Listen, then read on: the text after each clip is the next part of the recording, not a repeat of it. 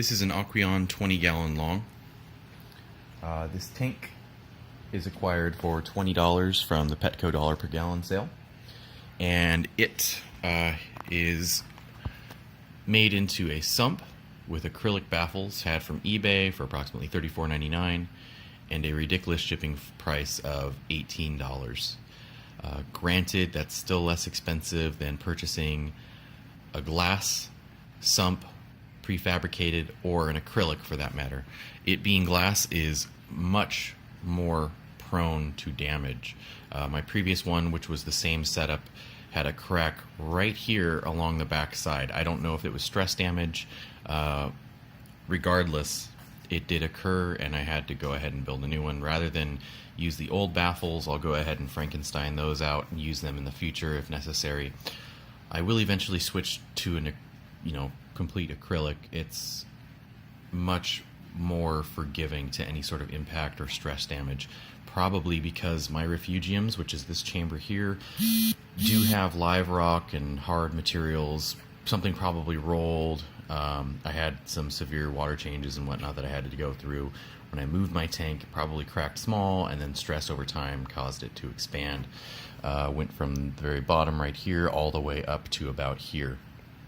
Water did come out. Crystallization of all that salt that's in there kind of made a band-aid, or a scab rather, and so far it only evaporates quicker, and it causes a little bit of water damage to the bottom of the stand, but nothing too dramatic. Hence, this is a temporary fix before I get an all acrylic setup.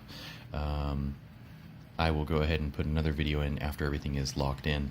But basically what I am using with this in order to seal it up is Loctite from Home Improvement Store. And this is the clear silicone, which is waterproof sealant. Aquarium safe is the key here. Now the GE 100% silicone does do the job, as does the GE Silicone 1, but they've changed their verbiage a lot, and they've changed the proprietary ingredients that they list, but they will not list everything that's in there. So basically all silicone is good to go if you give it plenty of curing time.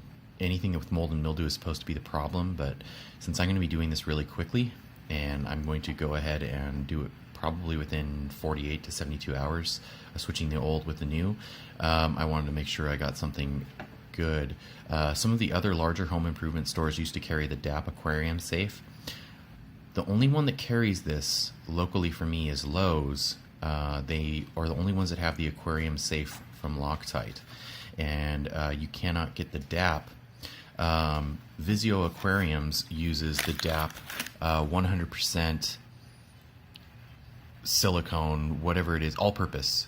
The all-purpose silicone. DAP is the manufacturer that makes the same as the Home Depot, which was 100% aquarium safe, but it's very hard to find that green bottle DAP that is 100% silicone aquarium safe. It doesn't list it as aquarium safe. That being said, this is a good alternative. This is not designed to bond acrylic. The GE 100% silicone that comes in the red tube, which is now very hard to find, does bond acrylic, plastics, metals to glass.